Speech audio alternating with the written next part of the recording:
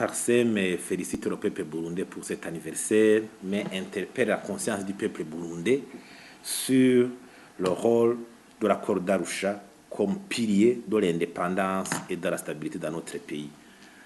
Nous partons de cela parce que, nous disons cela, nous affirmons cela parce que on a pu voir que quand des pays sombrent dans des guerres civiles, dans des crises politiques interminables, des fois leur indépendance s'en trouve menacée ou disparaît, mais tout court. Et le Burundi, à un certain moment, a entré la hache de guerre en signant un accord de paix, de réconciliation, en l'occurrence l'accord de paix d'Arusha. Cet accord mérite alors d'avoir ramené la paix au Burundi, de nous avoir apporté des acquis comme les forces de l'ordre national, qui inspirent confiance en tout le monde, et surtout son caractère inclusif. Parce qu'aujourd'hui, on parle de l'accord de paix pour la paix et la réconciliation. Même les accords de cessez-le-feu entre le gouvernement de l'époque et les mouvements armés de l'époque en font partie intégrante. Donc c'est un document global de paix pour notre pays. Et surtout aussi l'accord d'Arusha, c'est une version, nous disons que l'accord d'Arusha, c'est une version améliorée de la charte de l'unité nationale, parce que et là, l'accord d'Arusha a réussi là où la charte de l'unité nationale a échoué, vous savez. Et nous nous sommes dit que ça serait bien d'immortaliser cet événement, cet accord pour l'intérêt supérieur de notre nation. C'est pour cela que Parsem a proposé 10 points, 10 éléments qui marqueraient l'immortalisation de l'accord d'Arusha de la paix et la réconciliation.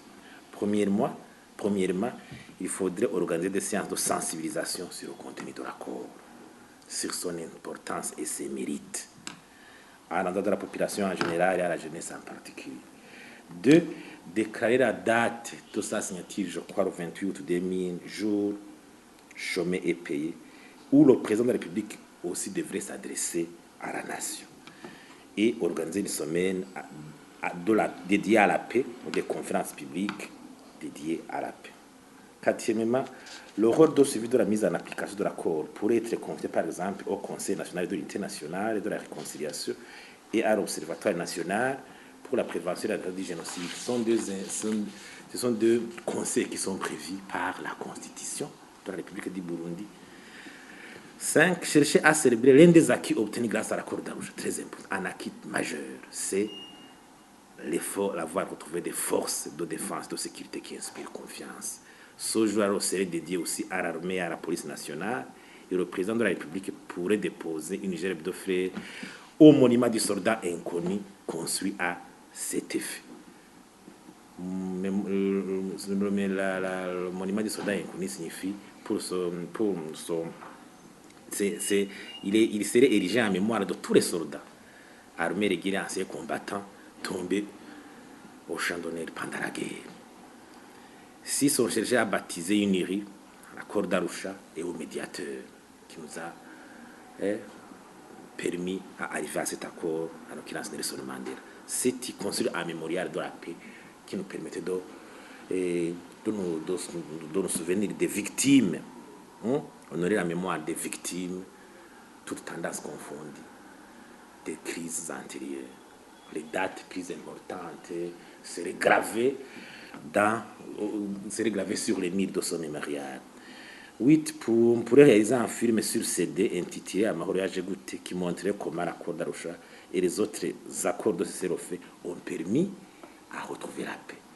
Ça serait un film pour la sensibilisation de la jeunesse.